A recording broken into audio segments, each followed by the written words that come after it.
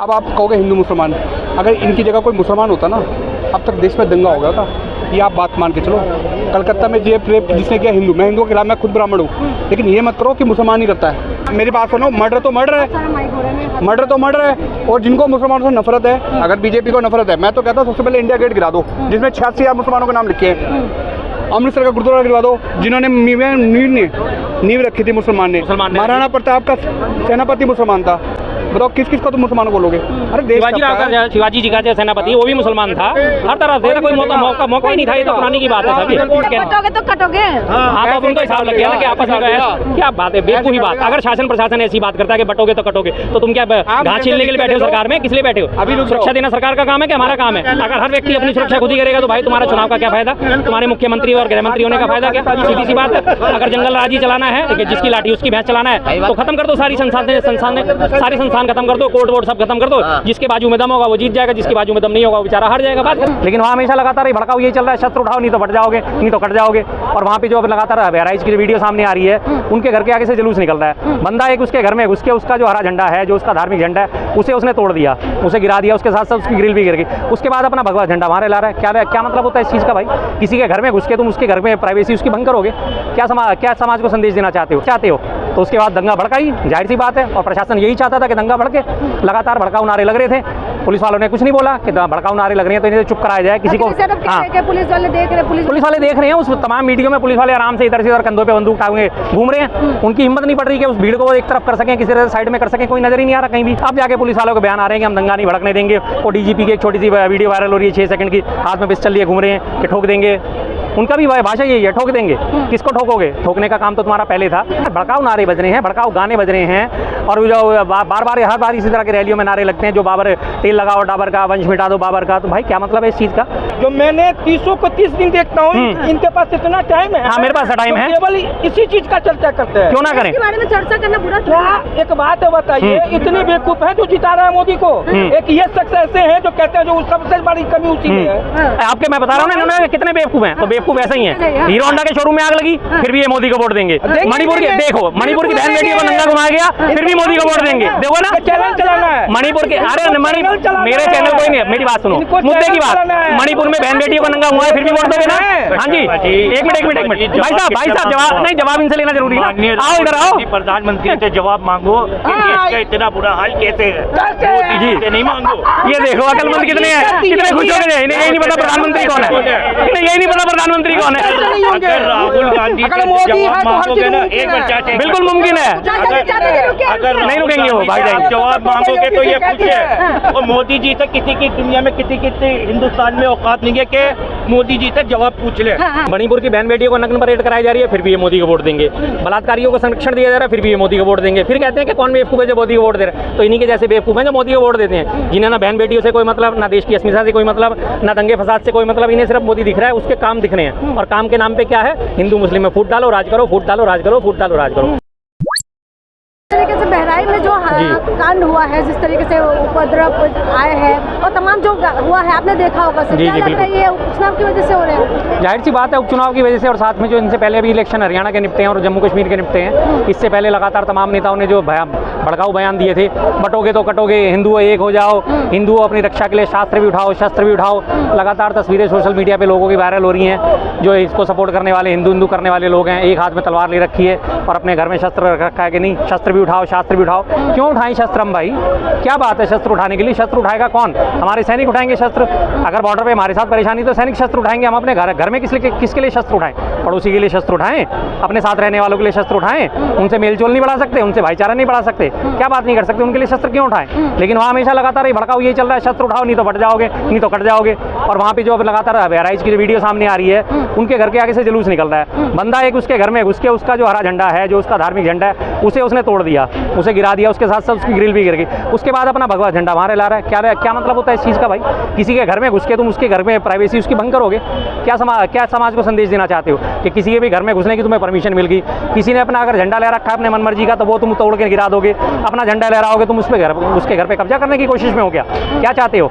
तो उसके बाद दंगा भड़काई, जाहिर सी बात है। और प्रशासन यही चाहता था कि दंगा भड़के। लगातार भड़काऊ नारे लग रहे थे। पुलिस वालों ने कुछ नहीं बोला कि भड़काऊ नारे लग रही हैं तो इन्हें चुप कराया जाए किसी को।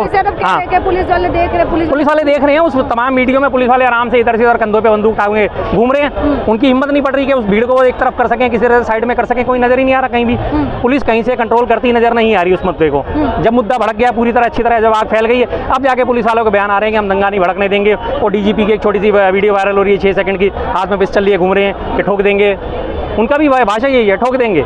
किसको ठोकोगे? ठोकने का काम तो तुम्हारा पहले था, पहले नेस्तो नाबूद होके चला करो। आज से 20-50 साल हो गए यहाँ पे हमारे पुरानी दिल्ली से लगातार जब रामलीला के दिनों में यहाँ से सवारी निकलती है, फतेहपुरी मस्जिद के पास से होती, बल्ली महारान से होती हुई, जामा मस्जिद के पास से, नई सड़क से होती हुई लगातार हौजकाजी होती हुई वापस आके खत्म होती है। आज तक कभी कोई सवारियों पे किसी ने कोई उंगली नहीं उठाई। दुनिया दोनों तरफ खड़ी होकर देखती थी। अब तो शायद पता नहीं हो रही है, बंद होगी, निकल रही है अब तो, अभी भी कम निकलती हैं अब तो, पहले डेली निकलती थी। लेकिन वहाँ पे क्या होता है, लगातार घर के आगे से निकल रही हैं और जोश वाले भरे नारे, मुसलमानों को काट दो, मुगलों को काट दो। अरे भाई, मुगल ही थोड़ी मुसलमान थे, ये तो देखो, इतिहास तो पढ़ के देखो। पर इनका तो सीधा सीधा एक समझा दिया गया कि मुगल मतलब मुसलमान। मुगलों ने किसको हराया था? मुगलों ने भी तो मुसलमान शासक को ही हराया था, इब्राहिम लोदी को हराया था, पर वो नजर नहीं आएगा इन्हें। एक वो सीधा सीधा नैरेटिव पकड़ रखा है कि इनको काटो और बांटो और ये करो। ने बोला कि जब लाउड स्पीकर चल रहा था तभी तो ध्यान देना चाहिए ना, लाउड स्पीकर में क्या बज रहा था। बिल्कुल ठीक बात है, भड़काऊ नारे बज रहे हैं, भड़काऊ गाने बज रहे हैं। और जो बार बार हर बार इसी तरह के रैलियों में नारे लगते हैं, जो बाबर तेल लगाओ डाबर का, वंश मिटा दो बाबर का। तो भाई क्या मतलब है इस चीज़ का? तुम्हें अपनी आस्था प्रदर्शन करनी है, अपनी आस्था प्रदर्शित करनी है, तो अपनी आस्था के गात गाओ, भजन गाओ, अपने आराम से राम राम करते हुए यात्रा निकालो। दुर्गा यात्रा निकाल रहे थे तुम, दुर्गा ने चालीसा पढ़ो, दुर्गा सप्तशती पढ़ो। क्या जरूरत है तुम्हें दूसरे को प्रोवोक करने की? भाई जब ऐसे करोगे तो दंगा भड़केगा। और प्रशासन ने क्या, वहाँ का शासन ही यही चाहता है कि दंगा भड़के, आने वाली सीटों में जो है वो चुनाव है, जो 10 सीटों पे वोट गोल बंद होगा तो हमें मिलेगा। सीधी सी बात है, वही वो चाहते थे, वही उनकी मंशा पूरी हो गई। प्लानिंग की तरीके से हुआ है क्या? प्री प्लानिंग है? प्री प्लानिंग ही होती है। अब इसमें मारा कौन जाता है? ये तो देखो ना, कि हर आम आदमी को मैं बार बार यही अपील करता हूँ, भाई नेताओं के बहकावे में मत आओ, इनके चक्करों में मत पड़ो। गृह मंत्री जिनके ऊपर पूरे देश की सुरक्षा की जिम्मेदारी है, उनका बेटा तो जैसा बैठा हुआ मौज ले रहा है, ICCI का अध्यक्ष भी बन गया, उससे पहले BCCI का अध्यक्ष भी बन गया। और तुम क्या कर रहे हो? तुम जाके लोगों के झंडे गिरा रहे हो, बाद में तुम गोली खा रहे हो। तुम्हें क्या मिला? तुम्हारा घर परिवार तो रुल गया। अब 2-4 दिन तो सारे नेता मिलकर रोटियां सेक लेंगे इस पे, इस लाश की राजनीति, इसके ऊपर लाश के ऊपर राजनीति कर लेंगे। उसके बाद तुम्हें कौन पूछने आ रहा है? 2-4 जगह फंड रेजर हो जाएंगे, फंड खा के बैठ जाएंगे, पीड़ित के लिए न्याय दो, हम इसके लिए फंड इकट्ठा करो, सोशल मीडिया पे कैंपेन जम जाएगा, लाखों रुपए बटोर के घर में लेके बैठ जाएंगे, और उसके बाद वो पीड़ित अपना घूमता रहेगा। 2002 के गुजरात दंगों का याद है आपको? गोधरा कांड में अशोक जो था, अशोक परमार नाम था उसका, जिसे राजू मोची भी कहा जाता है, उस वक्त भी मोची था, पोस्टर बॉय बना, तलवार उसके हाथ में थी, माथे पे उसके श्री राम का पट्टा बंधा हुआ था, और उसने बढ़ चढ़ के दंगों में हिस्सा लिया, उसका खूब बुनाया गया। आज भी वो बैठा हुआ अपने जूते सही कर रहा है, आज भी उसकी ज़िंदगी में कोई बदलाव नहीं आया। उत्तर पूर्वी दंगे देखो, दंगे भड़के थे। एक देवेंद्र यादव नाम का लड़का था, जिसे पहली बार सबसे पहली सजा उसी को मिली है, 5 साल की सजा मिली है, दिहाड़ीदार मजदूर था, सारा उसका फैमिली बिखरी पड़ी है।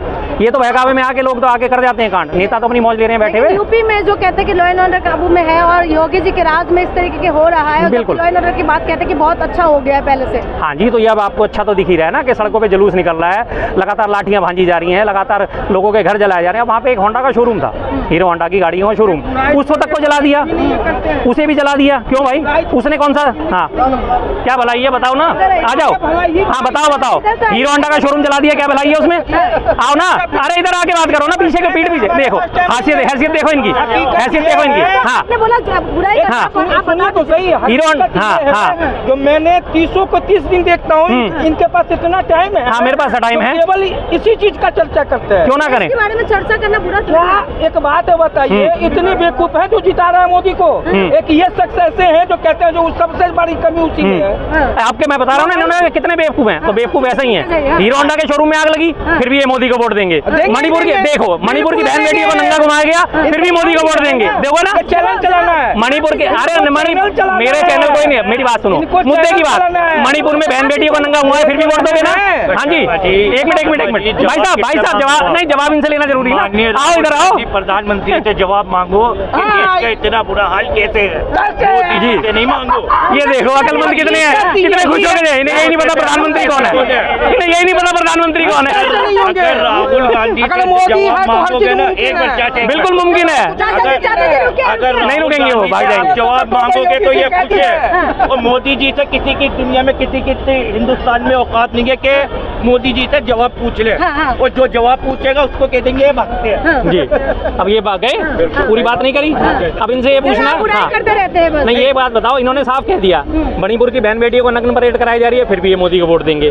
बलात्कारियों को संरक्षण दिया जा रहा है, फिर भी ये मोदी को वोट देंगे। फिर कहते हैं कि कौन बेवकूफ़ है जो मोदी को वोट दे रहा है। तो इन्हीं के जैसे बेवकूफ़ हैं जो मोदी को वोट देते हैं, जिन्हें ना बहन बेटियों से कोई मतलब, ना देश की अस्मिता से कोई मतलब, ना दंगे फसाद से कोई मतलब। इन्हें सिर्फ मोदी दिख रहा है, उसके काम दिख रहे हैं। और काम के नाम पे क्या है, हिंदू मुस्लिम में फूट डालो, राज करो, फूट डालो, राज करो, फूट डालो, राज करो। और ये सपोर्टर उसी चीज़ के हैं। इन्हें कोई नहीं नजर आता कि किसी का घर उजड़ गया, किसी का सुहाग उजड़ गया, किसी का भाई मारा गया, किसी का बेटा मारा गया। इन्हें कोई लेना देना नहीं है। इन्हें तो सिर्फ फिर कहते हैं कि कौन है जो वो लोग बेवकूफ़ हैं, तो वाकई वो लोग ऐसे बेवकूफ़। आज आप सोशल मीडिया उठा के देखो, अभी आप दूसरा उदाहरण देता हूँ। अभी एक वो जो सिद्दीकी साहब को मारा गया है, MP थे कांग्रेस के, मंत्री भी रह चुके हैं, उनको मार दिया गया। तो इनके राइट विंग वाले जितने सपोर्टर हैं बीजेपी के, सारे सपोर्टर क्या कर रहे हैं, वो लॉरेंस बिश्नोई जो है उस गैंगस्टर को सही ठहरा रहे हैं कि हाँ बढ़िया काम करा उसने, तो अपने बाजू पे जय श्री राम गुदवा रखा है, तो बहुत बढ़िया काम करा। उसका हुड अंदर से भगवा है, तो बहुत बढ़िया काम करा। भाई जब अपराधियों का ऐसा महिमा मंडन करोगे तो फिर तुम्हारा घर बच जाएगा क्या? उनका तो काम अपराध करना है, वो तो ये देखते ही नहीं कि किसका मारा किसका नहीं मारा। मारने वाले को तो मारने वाले से मतलब होता है, मारने से। उसे ये नहीं देखना होता कि वो अंधा है, जवान है, बूढ़ा है, क्या है। सीधी सी बात है, शेर होता है, उसे शिकार करने से मतलब है ना। उसे ये मतलब कि उसने भैंसा मारा, ना उसने हिरण मारा, या उसने खरगोश मारा, या उसने सुअर मारा, उसे तो पेट भरना है। वही हालत इनकी है। अब वो सबको मारे जा रहा है और सारा राइट विंग आज बड़ी खुशियां मना रहा है। अरे वाह, हिंदुओं का नया मसीहा आ गया, अरे जाके चरण चूम लो उसके भाई, जाके तलवे चाट लो उसके। तो वही हालत है। भाई साहब भी बोल के गए कि कुछ भी हो जाए। हाँ, हॉस्पिटल में आग लगा दिया। पूछो इनसे, ऐसे लोगों की कौन सी मानसिकता है भाई? हॉस्पिटल में लोगों का इलाज होता है, वहाँ जाके उसे आग के हवाले कर दिया। इससे तुम्हारे बदले पूरे हो जाएंगे? गलत काम तुम खुद करो। मेरे घर में कोई घुस के मेरे ज़बरदस्ती करके मेरा फर्नीचर तोड़ दे, मेरे घर में उपद्रव मचाएगा, तो क्या मैं उसे आवाज़ नहीं उठाऊंगा? क्या मैं उसे मारूंगा नहीं? क्या मैं उसे घर से बाहर नहीं निकालूंगा?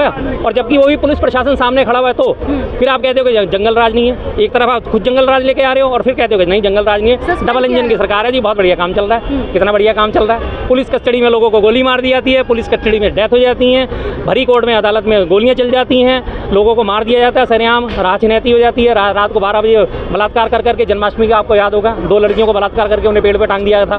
और कितनी बढ़िया कानून व्यवस्था है। अगर ऐसी बढ़िया कानून व्यवस्था है तो वाह वाह वाह। तो योगी जी तो इसी बात का ताल ठोकते हैं ना कि कानून व्यवस्था बहुत बढ़िया कर दिया है। योगी जी ताल ठोकते हैं सिर्फ 2 चीज़ों के लिए। एक तो जब वो यादवों का एनकाउंटर करते हैं तब वो ताल ठोकते हैं, और दूसरा जब वो मुसलमानों के घरों पे बुलडोजर चलाते हैं तो उनकी कानून व्यवस्था बहुत बढ़िया है। अदरवाइज तीसरी कम्युनिटी के लिए कानून व्यवस्था उनकी दम तोड़ जाती है। जब लखनऊ कांड हुआ था, आपको याद है वो पानी वाला कांड जो हुआ था, पानी उछाल के फेंका गया था, तो उन्होंने संसद में 2 ही नाम लिए थे अपनी सदन में। सबसे पहला यादव, दूसरा नाम लिया था उन्होंने मुसलमान लड़के का। 2 लड़कों का नाम लिया था सिर्फ। बाकी जो 14 और थे, जो शहजादी थे, तो सिंह थे, जो द्विवेदी त्रिवेदी चतुर्वेदी जो गर्ग वर्ग थे, उनका किसी का कोई नाम नहीं लिया। तो उनकी रोजी रोटी सिर्फ ये यादवों को इसलिए टारगेट करते हैं क्योंकि अखिलेश यादव उनके नेता हैं। अखिलेश यादव से उनका 36 का आंकड़ा हो चुका है। अखिलेश यादव कहाँ वो 60 सीटें जीत रहे थे यूपी में, कहाँ अखिलेश ने उन्हें ला के 33 पे पटक दिया। तो इससे उनकी खुंदक है, मुसलमानों से उनकी खुंदक जग जाहिर है, सीधी सी बात है। अब आप कहोगे हिंदू मुसलमान, अगर इनकी जगह कोई मुसलमान होता ना, अब तक देश में दंगा हो गया था। ये आप बात मान के चलो। कलकत्ता में जेब रेप जिसने किया हिंदू, मैं हिंदुओं के खिलाफ, मैं खुद ब्राह्मण हूँ, लेकिन ये मत करो कि मुसलमान ही रहता है। हिंदुओं की दोनों ही हैं, दोनों ही हैं साहब। ये तो राजनीति के तहत नहीं जाते हैं। नहीं अच्छा, नहीं आप ठीक हो, मैं हिंसक नहीं हूँ। मैं ये कह रहा हूँ कि ये कह रहे राजनीति, मैं मेरी बात सुनो। मर्डर तो मर्डर है, मर्डर तो मर्डर है। और जिनको मुसलमानों से नफरत है, अगर बीजेपी को नफरत है, मैं तो कहता हूँ सबसे पहले इंडिया गेट गिरा दो, जिसमें 86 मुसलमानों के नाम लिखे हैं। अमृतसर का गुरुद्वारा गिरवा दो, जिन्होंने नींव रखी थी मुसलमान ने। महाराणा प्रताप का सेनापति मुसलमान था। बताओ किस किस को तुम मुसलमानों बोलोगे? अरे शिवाजी जी का जो सेनापति वो भी मुसलमान था। हर तरह से कोई मौका ही नहीं था। ये तो पुरानी की बात है सर। ये तो कटोगे। हाँ, तो उनको हिसाब लग गया ना कि आपस में क्या बात है, बेवकूफी बात। अगर शासन प्रशासन ऐसी बात करता है कि बटोगे तो कटोगे, तो तुम क्या घास छीलने के लिए बैठे हो सरकार में? किस लिए बैठे हो? अभी सुरक्षा देना सरकार का काम है कि हमारा काम है? अगर हर व्यक्ति अपनी सुरक्षा खुद ही करेगा तो भाई तुम्हारा चुनाव का क्या फायदा? तुम्हारे मुख्यमंत्री और गृह मंत्री होने का फायदा क्या? सीधी सी बात है। अगर जंगल राज ही चलाना है, जिसकी लाठी उसकी भैंस चलाना है, तो खत्म कर दो सारी सारे संस्थान खत्म कर दो, कोर्ट वोट सब खत्म कर दो। जिसके बाजू में दम होगा वो जीत जाएगा, जिसके बाजू में दम नहीं होगा वो बेचारा हार जाएगा। बात खत्म। ठीक है, धन्यवाद। जो घटना हुई इसका चुनाव पर असर पड़ेगा जी? बिल्कुल नहीं पड़ना जी। देखो साफ साफ है, यूपी का मूड एक तरफ हो चुका है। उन्हें पता है कि कौन दंगा भड़काने वाला है, कौन दंगा करवाने वाला है, और सारे जानते हैं इनकी हार इनकी संभावित है। तब ये फिर से गोलबंद करने पे आ गए हैं वोट। सीधी सी बात है, कोई फर्क नहीं पड़ने वाला। जो वोट वहाँ सेट हो चुका है वो ऑलरेडी लोगों का माइंड सेट है ही है।